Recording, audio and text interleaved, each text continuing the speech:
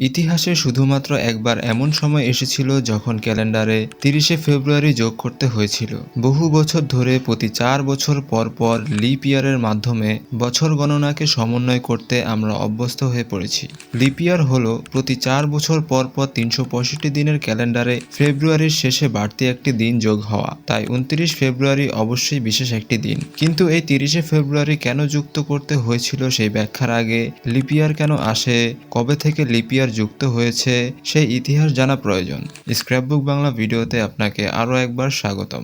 দর্শক, সাধারণত এক বছর বলতে ৩৬৫ দিন হিসাব করা হলেও প্রতি ৪ বছরে একবার বছরের গণনা করা হবে ৩৬৬ দিনে, যাকে বলা হয় লিপ ইয়ার বা অধিবর্ষ। পৃথিবী সূর্যকে একবার প্রদক্ষিণ করতে কাটায় কাটায় ৩৬৫ দিন সময় নেয় না। এতে ৩৬৫ দিনের সাথে ৫ ঘন্টা ৪৮ মিনিট এবং ৫৬ সেকেন্ড বেশি সময় লাগে। এর ফলে প্রতি ৪ বছর পর পর ক্যালেন্ডারে যে অসঙ্গতি থাকে সেটিকে সমন্বয় করতেই এই লিপ ইয়ারের আবির্ভাব। লিপ ইয়ার বা অধিবর্ষ কিভাবে নির্ণয় করা হবে তা নিয়ে বেশ কিছু জটিলতা আছে। অধিবর্ষ নির্ণয়ের প্রধান সূত্র হল যে সমস্ত বছর ৪ দ্বারা বিভাজ্য সেগুলো হবে লিপ ইয়ার। যেমন ২০১২, ২০১৬, ২০২০, ২০২৪ এই বছরগুলো ৪ দ্বারা ভাগ করা যায়, তাই এগুলো লিপ ইয়ার। কিন্তু এই নিয়মের কিছুটা ব্যতিক্রম আছে। ব্যতিক্রমটি হলো যেসব বছর ১০০ দ্বারা বিভাজ্য কিন্তু ৪০০ দ্বারা বিভাজ্য নয় সেই বছরকে লিপ ইয়ার হিসেবে বিবেচনা করা যাবে না। যেমন ১৭০০, ১৮০০ এবং ১৯০০ সাল অধিবর্ষ ছিল না। আগামী ২১০০ সালও ৪ এবং ১০০ দিয়ে বিভাজ্য হলেও তা ৪০০ দিয়ে বিভাজ্য না হবার কারণে ওই বছরটিও অধিবর্ষ হবে না। এর কারণ হলো পৃথিবী সূর্যকে প্রদক্ষিণ করতে প্রকৃত যে সময় নেয় সেই সময় অনুযায়ী প্রতি ৪ বছর পর পর একদিন বেশি গণনা করলেও সামান্য কিছু সময় বাড়তি রয়ে যায়। এই সামান্য সময়টুকু জমতে জমতে প্রতি ৪০০ বছরে ৩ দিন বেশি হয়ে যায়। এই বাড়তি ৩ দিনকে বাদ দিতে ব্যতিক্রম সূত্রটির মাধ্যমে প্রতি ৪০০ বছরে ৩টি লিপ ইয়ার বাদ দেওয়া হয়।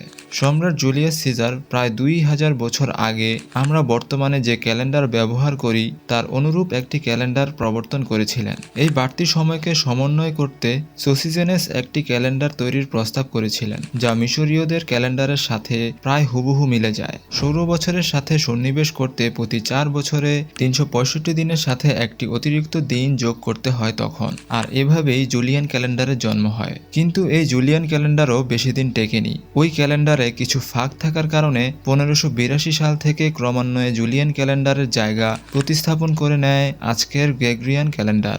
এখানে একটা প্রশ্ন আসে যে ফেব্রুয়ারি মাস কেন অন্যান্য মাসের চেয়ে আলাদা? তার মানে কেন এই মাসটিতে ৩০ অথবা ৩১ দিন না হয়ে ২৮ এবং ২৯ দিন হয়? আসলে বাদ পড়ে যাওয়া জুলিয়ান ক্যালেন্ডারের বছর শুরু হতো মার্চ মাস থেকে। সেই হিসেবে ফেব্রুয়ারি মাস হচ্ছে বছরের শেষ মাস। ফলে ৩০ এবং ৩১ দিনের ১১টি মাস হিসাব করার পর অবশিষ্ট যে দিনগুলো থাকে তা ফেব্রুয়ারি মাসে অন্তর্ভুক্ত হয়, আর এই জন্যই ফেব্রুয়ারির এই দশা।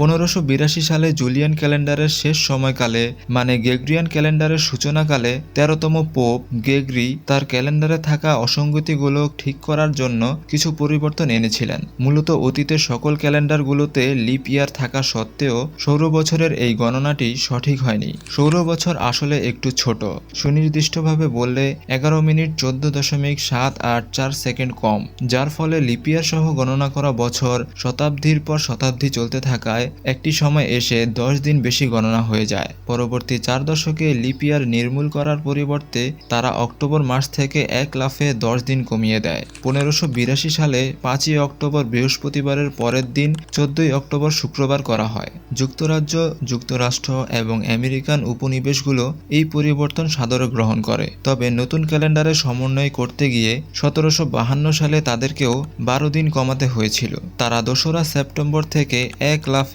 ১৪ই সেপ্টেম্বরে পদার্পণ করে। কিন্তু তার আগে সুইডেন যখন গ্রেগরিয়ান ক্যালেন্ডার গ্রহণের সিদ্ধান্ত নেয় তখন তারা হঠাৎ করে ওই দিনগুলোকে একসাথে বাদ দিতে চায়নি। তারা ধীরে ধীরে ওই পরিবর্তনের সাথে খাপ খাইয়ে নেওয়াকে উপযুক্ত বলে মনে করেছিল।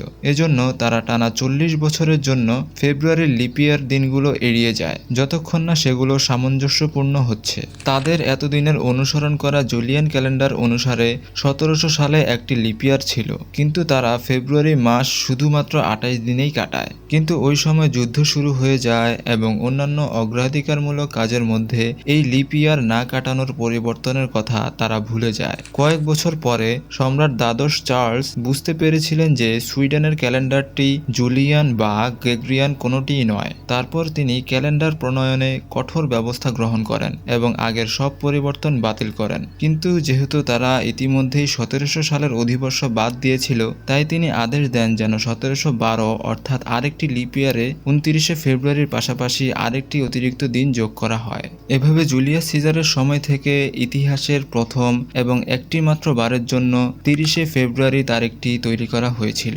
শেষ পর্যন্ত সুইডেন উত্তর ইউরোপ বা তার প্রতিবেশী দেশগুলোর উদাহরণ অনুসরণ করে। দেশটি 1753 সালে গ্রেগরিয়ান ক্যালেন্ডার গ্রহণ করে এবং একই পদ্ধতিতে বছরে 10 দিন একসাথে ক্যালেন্ডার থেকে বাদ দিয়ে দেয়। আশা করি স্ক্র্যাপবুক বাংলার এই ভিডিওটিও আপনারা ভরপুর লাইক এবং শেয়ার করবেন। আপনার ভালোবাসাপূর্ণ মন্তব্যের জন্য আপনাকে অনেক ধন্যবাদ। দেখা হবে পরবর্তী কোনো দুর্দান্ত ভিডিওতে।